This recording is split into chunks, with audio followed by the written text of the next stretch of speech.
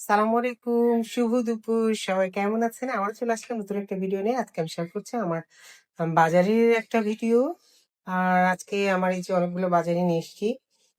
নিয়ে এসছি পেঁয়াজ, লাউ, কচুলতি, আলু, লেবু, এইসব কিছুগুলো সবজি, পেঁয়াজ এগুলো আর কি যাই হোক।